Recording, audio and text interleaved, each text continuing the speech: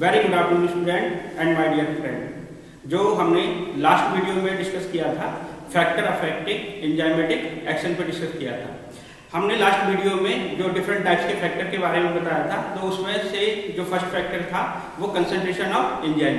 तो स्टूडेंट हमने वहाँ पे वो डिस्कस किया था कि जैसे जैसे एंजाइम की कंसंट्रेशन बढ़ती है वैसे वैसे एंजाइम्स की वेलोसिटी या उसकी जो प्रोडक्ट का प्रोडक्शन है वो बढ़ता रहता है, राइट। सेकंड हमने जो इसमें डिस्कस किया था सबस्ट्रेट कंसंट्रेशन। जैसे जैसे हम सबस्ट्रेट की कंसंट्रेशन को बढ़ाते हैं तो उसी के अकॉर्डिंग क्या होता है कि एंजाइमेटिक रिएक्शन भी बढ़ती है, लेकिन ये एक लिमिटेड रेंज तक बढ़ेगी। लिमिटेड रेंज का बढ़ने का मतलब क्या होता है कि जैसे जैसे रिएक्शन में एंजाइम्स की एक्टिव साइट प्रेजेंट रहेगी तब तक वो रिएक्शन को आगे बढ़ाएगा और एंजाइम वेलोसिटी को आगे बढ़ाएगा। जब एक्टिव साइट खत्म हो जाती है तो उसके बाद में क्या होता है कि वो उसको एक्टिव साइट सैचुरेटेड हो जाती है और अपना एक प्लेटो स्टेट को प्रोड्यूस कर देती है। इसके बाद में जो मैंने डिस्कस किया था कंसंट्रेशन ऑफ प्रोडक्ट में हमने ये बताया था कि जैसे जैसे हम जो प्रोडक्ट का अकुमुलेशन है या प्रोडक्ट की कंसंट्रेशन ज्यादा बढ़ रही है उस कंडीशन में क्या होगा कि एंजाइमेटिक वेलोसिटी डिक्रीज होती है।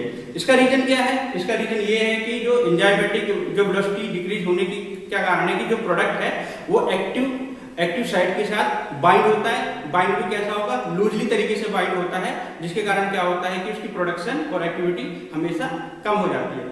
फोर्थ मैंने जो डिस्कस किया था इसमें जो फोर्थ पॉइंट था इफेक्ट ऑफ टेम्परेचर के बारे में बताया था। टेम्परेचर भी क्या होता है कि ग्रेजुअली इंक्रीज करते हैं जब टेम्परेचर को, तो उसके साथ में एंजाइमेटिक रिएक्शन की वेलोसिटी भी इंक्रीज होती है।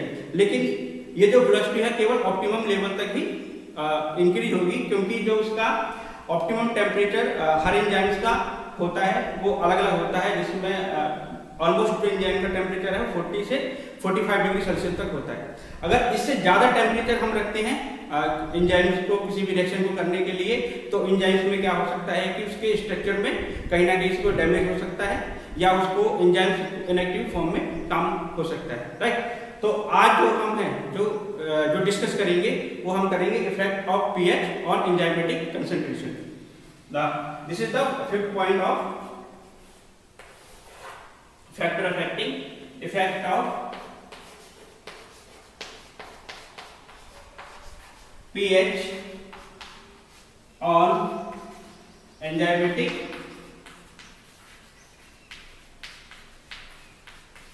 reaction। स्टूडेंट सबसे पहले हमें इस pH को समझना है कि एक्चुअली pH क्या होता है। pH का मतलब होता है कि negative logarithms of hydrogen ion concentration. तो pH है वो टोटली डिपेंड करता है हाइड्रोजन आयन की। किसी भी हमारा फ्लूइड है, लिक्विड है, सॉल्यूशन में pH की कंसंट्रेशन कितनी रहती है उस पर डिपेंड करेगा। तो जैसे जैसे हमारा किसी भी फ्लूइड में या एंजाइमेटिक कंसंट्रेशन में या रिएक्शन में हाइड्रोजन आयन बढ़ेंगे, हाइड्रोजन आयन बढ़ते हैं, तो उस कंडीशन में क्या होगा कि जो ग्रेजुअली क्या होगा कि एंजाइमेटिक वेलोसिटी इंक्रीज करेगी। एंजाइमेटिक वेलोसिटी इंक्रीज करेगी, यानी जो एंजाइमेटिक रिएक्शन है वो इंक्रीज करेगा, राइट। इसको हम थोड़ा और इजीली तरीके से समझ सकते हैं एक ग्राफ की हेल्प की सहायता से।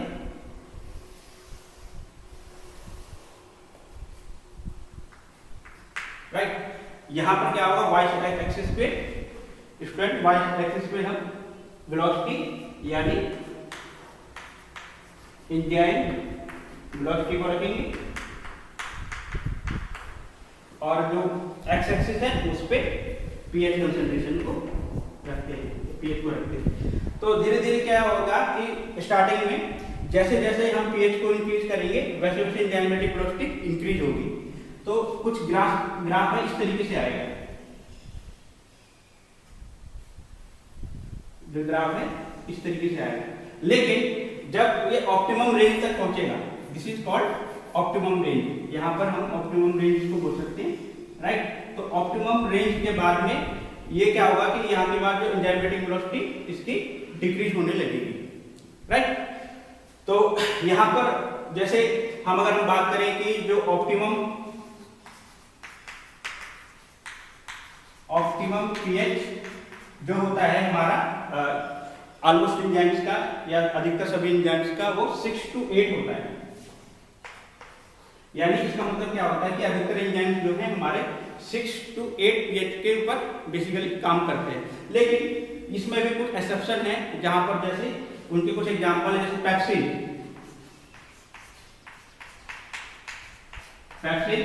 पेप्सिन क्या है, यहाँ पे एक एंजाइम है जो हमारे स्टमक में प्रेजेंट रहता है, राइट। वो एसिडिक इन नेचर होता है, तो इसका जो पीएच होगा 1 से 2 के बीच में होता है, राइट। इसके अलावा जो सेकंड पीएच है हमारे पास एसिड फॉस्फेट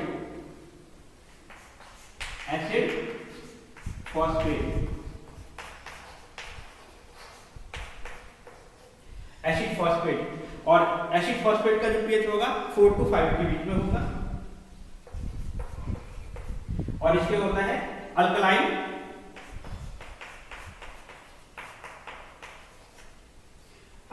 फॉस्फेट, इसका जो पीएच होगा वो 10 to 11 होगा, राइट। कहने का मतलब क्या है कि अगर कुछ असम्पशन को छोड़ के जितना भी हम जो एंजाइमेटिक एक्टिविटी है वो ऑप्टिमम पीएच के ऊपर ही काम करेगी, यानी 6 से लेकर 8 के ऊपर काम करेगी।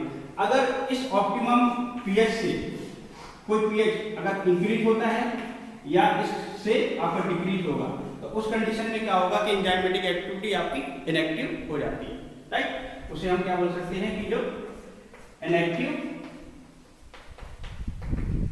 एंजाइमेटिक या एंजाइम के एक्शन हो जाएगा,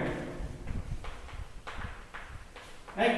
तो स्टूडेंट ये तो यहाँ पर हमने जो डिस्कस किया कि effect of pH on enzymatic reaction. Next है जो हम उसमें डिस्कस करेंगे इफेक्ट ऑफ एक्टिवेटर्स, राइट। तो पहले मैं आपको ये बताना चाहूंगा कि एक्टिवेटर्स क्या होते हैं। एक्टिवेटर आपके जो हैं वो आपके organic plus inorganic metal ions होते हैं, जो हमारा एंजाइम के साथ बाइंड होता है और बाइंड होने के बाद में उसको उसकी एक्टिविटी शो करने में या उसको एक्टिवेट करने में हेल्प करते हैं। ये मैंने आपको लास्ट वीडियो में भी बताया था। तो 6 पॉइंट है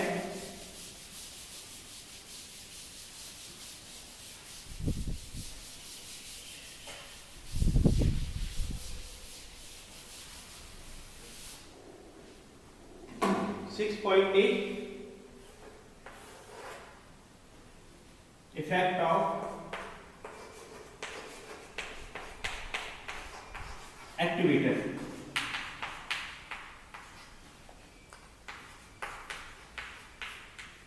ठीक है, इफेक्ट ऑफ एक्टिवेटर। तो स्टूडेंट एंजाइम की एक्टिविटी जिसके द्वारा बढ़ाई जाती है या बढ़ती है उसको एक्टिवेटर कहते हैं। बेसिकली जो एक्टिवेटर जो होते हैं वो हमारे पास एक तो होंगे नेगेटिव चार्ज एनायंस में हो सकते हैं और पॉजिटिव चार्ज कैटायंस में हो सकते हैं। तो नेगेटिव चार्ज में इसका एग्जांपल लेते हैं हम क्लोराइड आयन का, राइट। और पॉजिटिव चार्ज में जो इसका एग्जांपल ले सकते हैं हम जैसे कि मैग्नीशियम और कैल्शियम आयन। तो अब ये जो क्लोराइड आयन है, अब ये किस एंजाइम्स की एक्टिविटी के लिए या किस एंजाइम्स के लिए रिस्पॉन्सिबल है, उसका एग्जांपल है अमाइलेज, या उसको हम सिलेवरी अमाइलेज भी बोलते हैं। स्टूडेंट जो अमाइलेज है वो 2 टाइप्स का होता है, एक तो पेनक्रियाटिक अमाइलेज होता है, सिलेवरी अमाइलेज होता है। पेनक्रियाटिक अमाइलेज जो है वो हमारा पेनक्रियाज में सिक्रीट होता है और सिलेवरी अमाइलेज है वो हमारा सलाइवा में सिक्रीट होगा। अब इसके अलावा जो है हमारा मैग्नीशियम, जो मैग्नीशियम आयन है, जो मैग्नीशियम+ आयन है, ये बेसिकली जो इसके लिए जो एंजाइम रिस्पॉन्सिबल होगा दिस इज कॉल्ड ATPase, और जो कैल्शियम के लिए होगा this is enolase.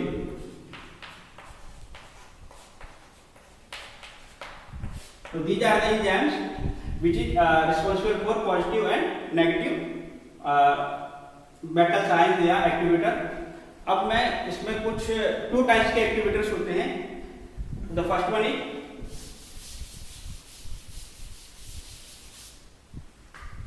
First one is metal enzymes activator and second one is metallo enzymes.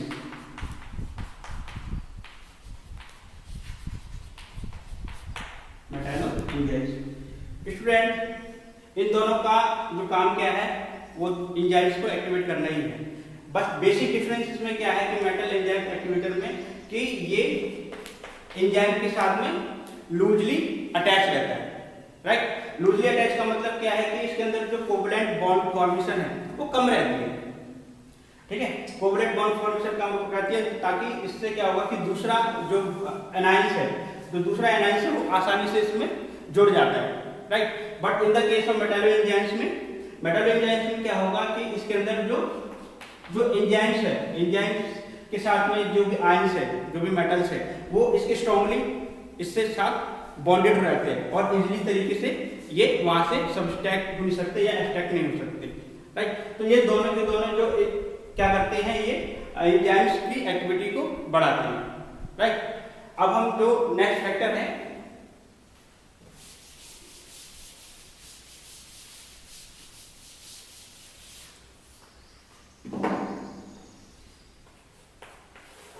Effect of time.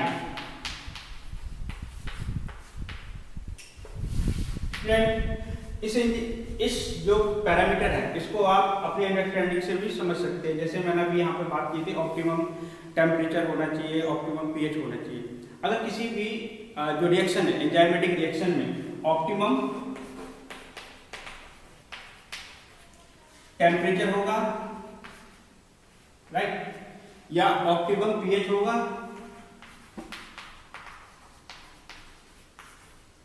तो उस कंडीशन में क्या है कि जो एंजाइमेटिक रिएक्शन के लिए टाइम कम चाहिए होगा, राइट। तो require less time for enzymatic reaction, right. अगर मान लीजिए मैं ऑप्टिमम टेम्परेचर और ऑप्टिमम पीएच में अगर मान लीजिए अल्ट्रेशन आ जाती है या कुछ चेंजेस आ जाते हैं, if alteration in temperature, temperature means कौन सा टेम्परेचर, ऑप्टिमम, बहुत ध्यान में रखना है, optimum temperature and pH, right. जब आप ऑप्टिमम टेम्परेचर और पीएच में कहीं ना कहीं अल्टरेशन या कोई मिस्टेक हो जाती है तो डेफिनेटली हमारा क्या होगा, जो एंजाइमेटिक रिएक्शन की स्पीड है वो कहीं ना कहीं आपकी उसमें भी अल्टरेशन आएगा, या वो इंक्रीज होगी या वो डिक्रीज होगी, राइट। तो उसको हम ये लिखेंगे alteration of velocity, alteration of enzymatic reaction, ठीक है, सीधा लिख देते हैं alteration of enzymatic reaction, right. अब नेक्स्ट है और लास्ट पॉइंट है effect of light and radiations.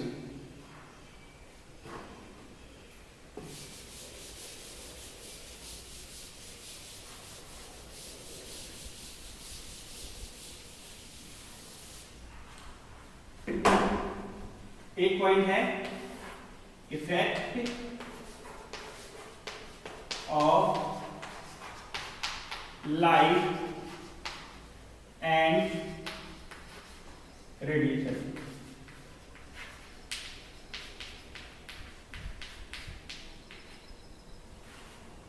Effect of light and radiation. Student, जब भी एंजाइम्स डायरेक्ट कांटेक्ट में आएगा यूवी रेज के, गामा रेज के और बीटा रेज के, तो उस कंडीशन में क्या होगा कि एंजाइमेटिक एक्टिविटी हमेशा डिक्रीज होगी या इनहिबिट होगी, राइट। तो इसमें क्या है कि जब भी एंजाइम एक्सपोज मतलब डायरेक्ट कांटेक्ट में आना, expose to UV ray UV rays के कांटेक्ट में आ सकता है या फिर बीटा एंड गामा रे। तो उस कंडीशन में वेलोसिटी ऑफ एंजाइमेटिक रिएक्शन की क्या होगी, या तो वो डिक्रीज हो जाएगी, decrease velocity of enzymatic reaction, या उसको हम बोल सकते हैं कि इनहिबिट हो जाएगी, राइट। इसका एग्जांपल है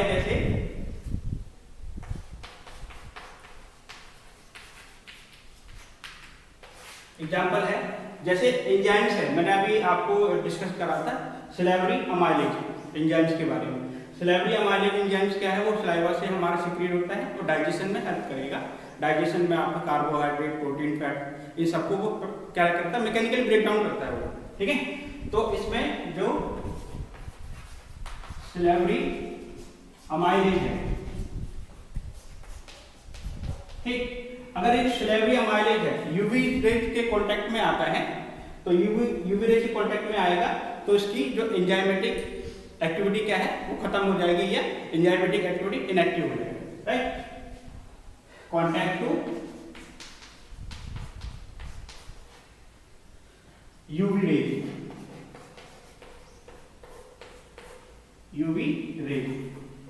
तब क्या होगा, इसकी जो एंजाइमेटिक एक्टिविटी खत्म हो जाएगी, यानी इसको हमें ऐसा बोल सकते हैं inactive enzymatic activity, right student. So student, अभी हमने यहाँ पर 8 फैक्टर डिस्कस किए हैं, जो concentration of enzymes, concentration of substrate, और यहाँ पर concentration of product and effect of pH, right, effect of temperature, effect of activator and effect of time, right, and effect of light and radiation, ठीक है। और तो next video में हम जो डिस्कस करेंगे regulation of enzymatic activity. Thank you. बहुत अच्छा।